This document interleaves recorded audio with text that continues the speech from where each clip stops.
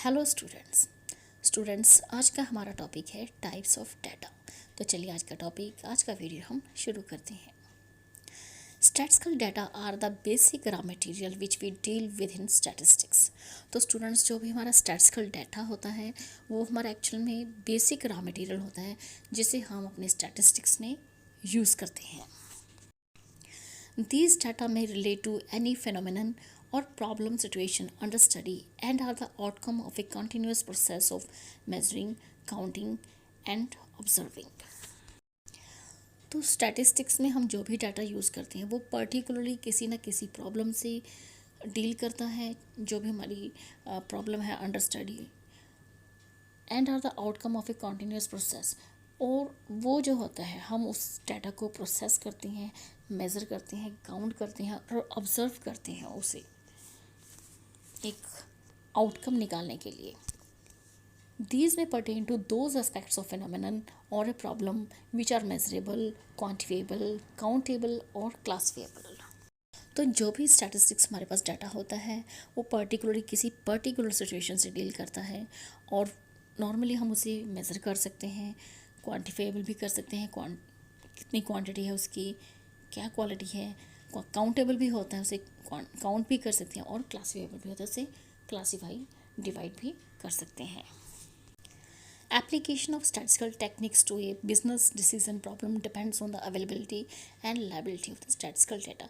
जो भी statistical technique हम यूज़ करते हैं अपनी business problem के लिए वो डिपेंड करता है कि हमारे पास जो statistical data है वो कितना अवेलेबल है, क्या अवेलेबिलिटी है उसकी, और जो डाटा अवेलेबल है क्या उस पर आप विश्वास कर सकते हैं, वो रिलायबल है आपका। Statistical data can B broadly grouped into two categories. तो जो भी हमारे पास स्टैटिस्टिकल डाटा होता है उसे हम दो कैटेगरीज में डिवाइड कर सकते हैं। One is primary data and the second is secondary data. तो यहाँ पर आप दो तरह के डाटा दे सकते हैं types of data. Number one is primary data and the second is secondary data. Number one, primary data. Primary data it is also known as a published data.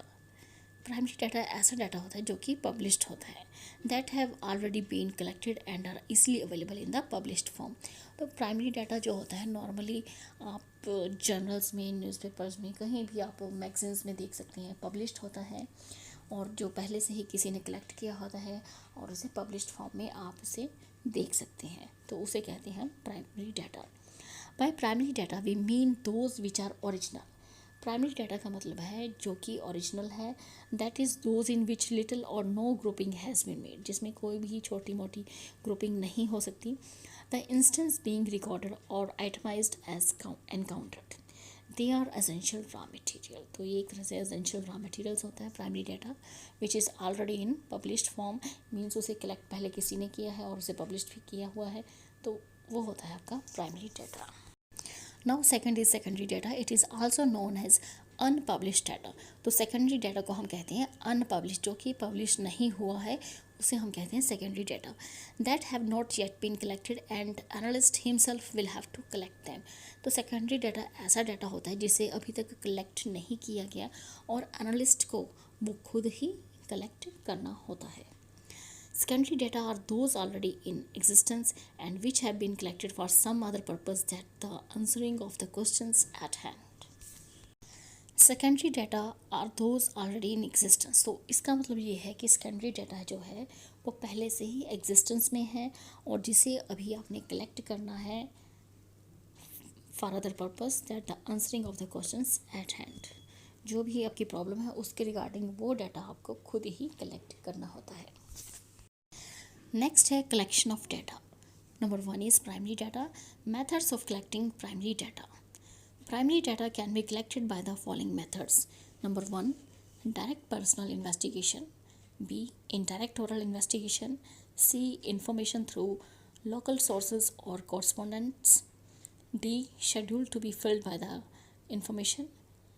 E, schedule to be filled in by enumerators. तो यहाँ पर primary data को collect करने के काफ़ी सारे methods हैं। हम डायरेक्ट पर्सनल इन्वेस्टिगेशन कर सकते हैं, इनडायरेक्ट ओरल इन्वेस्टिगेशन कर सकते हैं, या लोकल सोर्सेज या कॉरस्पॉन्डेंट से इन्फॉर्मेशन गैदर कर सकते हैं। Schedule to be filled in by the information collect करके हम खुद ही उसे फिल कर सकते हैं। तो ऐसे हमारे मेथड्स हैं। नेक्स्ट है selection of suitable method for the collection of primary data. The following points must be considered for the above. तो जो भी मेथड हमने प्राइमरी डाटा को कलेक्ट करने के लिए यूज़ करना है, उसके हमें पॉइंट्स थोड़े से दिमाग में रखने होंगे कि हमारे पास कौन से अवेलेबल सोर्सेज हैं। तो number 1 is objective and scope of investigation. हमारा ऑब्जेक्टिव क्या है इन्वेस्टिगेशन का, या स्कोप क्या है। Availability of resources, availability of time, nature of investigation, essential quality of accuracy. तो ये सारे पॉइंट्स हैं जब भी हमने कोई भी एक प्राइमरी डाटा को कलेक्ट करने का मेथड यूज़ करना है, तो ये सारी चीज़ें हमें ध्यान में रखनी होती हैं। नेक्स्ट है secondary data. Sources of collection for secondary data. Secondary data can be collected from numerous sources. Published data are available from numerous sources.